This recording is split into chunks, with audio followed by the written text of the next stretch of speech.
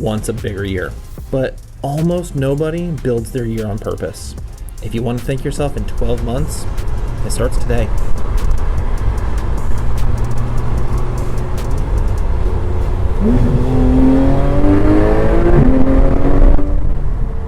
I made a ton of mistakes over the last 10 years, but those mistakes really helped. It just taught me so much. I learned how not to run a business, and in turn learned how to run a business.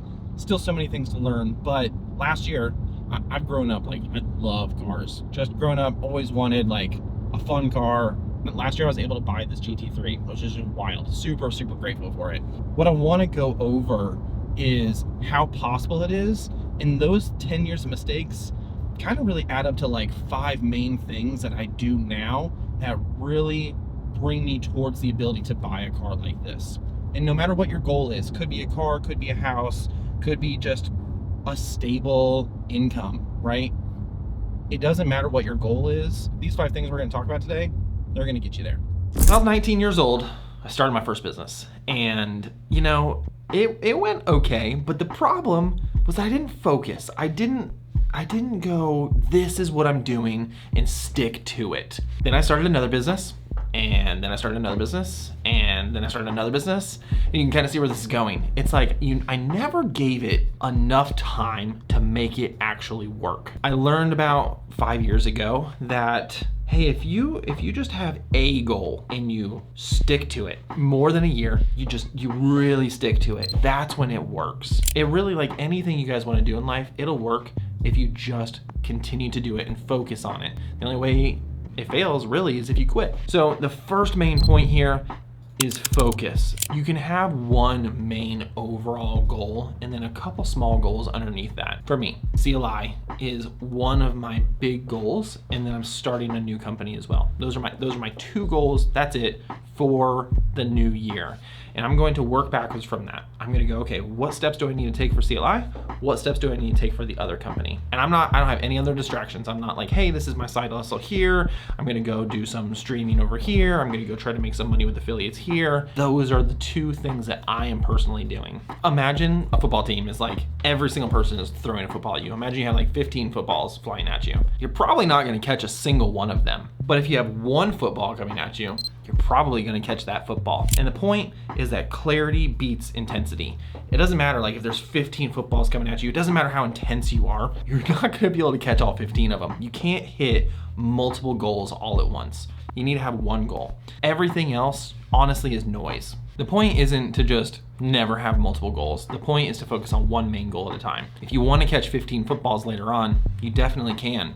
You can either do them in order, or you can hire people around you to help you catch those footballs. That's the point. The number one thing that you need to do to hit your goals in 2026 is focus. That is where it starts. But the second thing that we're going to talk about is what to do once you know what those goals are. A few years ago, I was listening to a podcast, Andy Frisella, and he had something on there that honestly I have taken for the last few years super serious, and that is called the power list. What the power list is, a lot of people talk about to-do lists. They write out the things that they need to do that day, and it could just be any number of things. But the power list is a little different, and this whole concept is a little different. You have those goals that we talked about in step 1. It could be 1, 3 max. Now what you need to do is have critical tasks every day that bring you closer to those goals. I'm not talking about oh, let me walk my dog. Ooh, check mark. I'm talking about what are the things that actually get you closer to the main goal of the year, or even bigger than the year. So what we like to do is just work backwards. We talk about that a lot. You have the goal, it's okay, if I have a year to hit this goal, this is what I want to do in 2026. What does it physically look like for me to do a month of tasks, another month of tasks? How do I actually get there?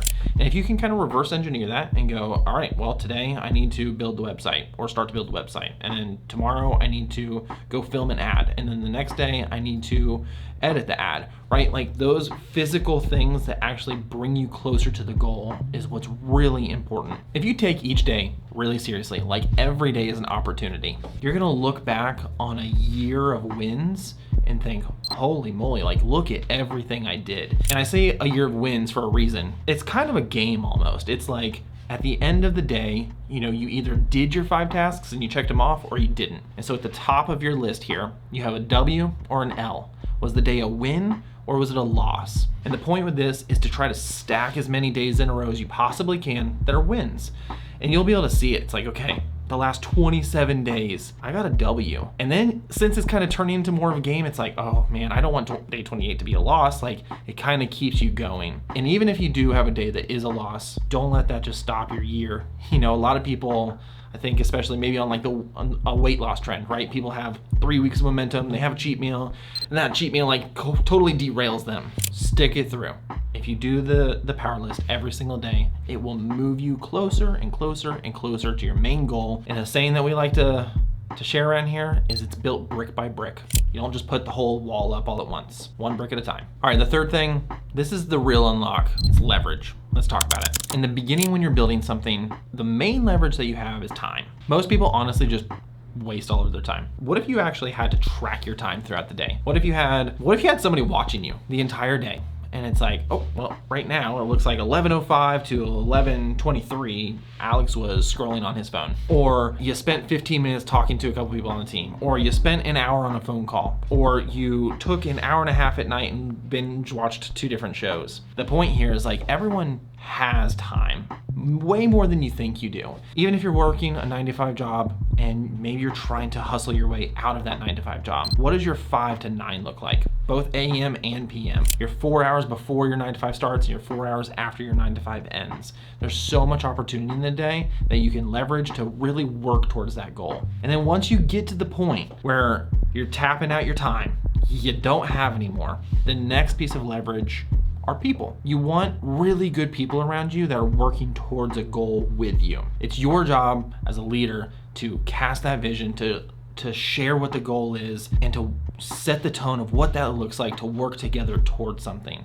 When you first start leveraging a team, it feels a little awkward for sure. It's like when you first hire somebody, that's a big deal. What you want to look for when you're hiring that first person is how to remove the lower level tasks that you do every day. The goal is to make your time worth more. You want your time personally to be more valuable. And you do that by removing the skills that are the lower level skills off of your plate that somebody else can do to leverage that for you. This is something that you're going to do over and over and over. As your skills build, you want to remove your lower level skills again and again and again. And then the people below you, right, or on your team, you want to do the same thing for them. You want to teach them, you want their skills to improve, and they be able to hire someone underneath them that leverages their lower level tasks. It's a never-ending game, and this is how people move way further ahead in life, by perfecting this skill right here of being able to leverage time and do it over and over. A team is awesome, incredible to have, but they're only as good as the person leading it. My team knows that I'm not gonna ask them to do anything that I haven't done or I'm not willing to do. Every single role here is something that I've done in the past because, like I said in the last point, we leverage things out little by little. That is crucial. I don't ever want to be in the spot where I'm asking somebody to do something that it's like, I'm not willing to do that, let me just hire that out. You need to lead from the front of the pack, not the back of the pack. We don't want to be the leader that's like pushing and say, go do this, and then you just sit down and watch. That's not how it works. If you want your team to work on a mission with you, then you have to be willing to do that with them. There's so many different times, even still, where it's like, I'll jump in and I'll help with some scripting, or I will go to a shoot and I will help finish the shoot on time, or I will go on a strategy call because maybe they want a little bit of help with talking it through with the client and getting them to the right spot. The point is, like, I'm always going to be there and I'm always going to lead with them. There's another piece to this as well. It's how you physically show up. If you want people to dress a certain way, if you want them to act a certain way, if you want them to speak a certain way to the clients themselves, you have to be the one that sets that standard. I have a saying around here, we tell the truth. Not much of a original saying, but it is one. I never want to be in the spot where we're lying to a client. There's several situations that we've been in, right, where nothing goes perfect all the time, where it's like, gosh, we could just make up this little lie and it would all sound good. But that's not the right way to do it. We tell the truth around here. So we tell the truth. I'm almost always the first one in. I'm almost always the last one out. And that doesn't mean anything per se, but I think it's just letting the team know that I'm here and I'm not just expecting everyone to show up for me and, thanks, I appreciate it. And you don't really ever see me. if you're trying to hit your goals in 2026 and you have a team around you, show them that you're gonna show up just as much or more as they are, because it's important to you. This section on leading is really important to me. It's something that I'm trying to get better at day by day, and I had no idea how to do any of it in the very beginning. You just kind of learn over time. That's like, if I want to hit my goals, I need to lead by example. I wrote a couple quotes down that I feel like are just impactful. Number one, people don't follow instructions, they follow habits. So if you're doing something on a day-to-day and you're building that habit, that's what people are gonna follow. Your team will always mirror your energy. I talked to John about this a lot, where it's like, there might be some crap going on, and it is my job to go, like, let me breathe that out and walk in with the right energy, because the way I walk into the room is the way the room is gonna respond. I'm sure you guys know, if you're ever in a situation where you walk into a room and somebody's in a really bad mood, all of a sudden your mood just like starts to go downhill. It's your job to set that energy. The next one, if you want a standard, you have to live the standard first. I think that's exactly what we've been talking about. Lead with vision, lead with pace, lead with consistency. The whole point here, have the vision, let them know how we're working towards that vision, and do it together. And then the last one, culture starts with the first person in and the last person out. All day long, this culture, it's not like you can have a moment of greatness and that's how everything is perceived. The way it's perceived is by the way it happens all day long. Show up the entire time. All right, to start off, point number 5, let's do one more quote.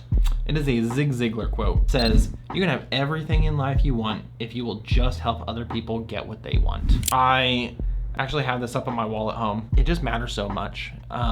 I think a lot of business owners start from a selfish perspective, me included in a lot of regards, right? Where it's, well, I want this thing, I want this house, I want this car. Those are totally normal and fine things to want. But what you realize as you go forward is that the way to have the life that you want is by helping others get the life that they want. And that includes your employees, that includes your clients, that includes your vendors, everyone around you.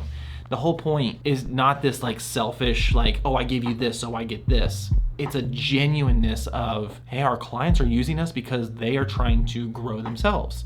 How can we physically help them get there? How can we ask them what their goals are and go, well, we have the resources to make that happen. The more you can do that, the faster you're gonna reach these goals. You have these big goals for 2026 and hopefully many more years to come as well. Don't just think about, when you're writing down that power list, don't just think about what are the couple things that I can do today to help me. If you can start to visually see on your power list, like, I have a bunch of things on here that are helping others, that means that you're probably on the right track. How can I make a product? How can I make a service? How can I make an ad that helps someone? The more you help people, the more it'll come around to you. But don't do it in a selfish way. Do it in a genuine way. People can tell when you're being authentic. They know when you're being genuine, and they know when you're not. I know that's hard to just like flip that switch. It's like, oh, I'm just gonna start being genuine. But you gotta try. The more you can be genuine, the more you can actually help people, the more you can think about how do I serve them at a higher level, the more it will come around to you. I promise it's worth it. So what are you gonna do to hit your goals this year? You're gonna pick 3 goals, up to 3 goals. We're gonna focus. You're gonna build your daily power list of tasks. You need 5 tasks every day working towards your goal. I'm not talking about fold the laundry. I'm talking about tasks toward the goal. Focus. Next, we're gonna leverage our time and leverage our team. Make sure you're leading from the front. Help everyone around you win. That's the best thing that you can do. If you wanna win in life, help everyone else get there as well. And then by next December, hopefully you're looking back on this and we're making another video about how to win 2027 and you're proud of what you did. 12 months later, you look back, you have a stack of wins underneath your belt. You're that much closer to the big goals and you had a great year. If you found this useful, I'd really appreciate you dropping a like, leave a comment, let me know your goals for the year. I'll see you guys in the next one. Everyone's been talking about this check engine light. Listen, I turned it off. Well, I didn't turn it off. Porsche turned it off. They went through the whole engine, took the heads off, cleaned out the intake. I get it back 2 weeks later and it's back on for the exact same code. It was $5,000 to do that. I don't know, I guess I need to go back and do another $5,000. One of those things. Got a cool car, but man, they cost a lot after you buy them too.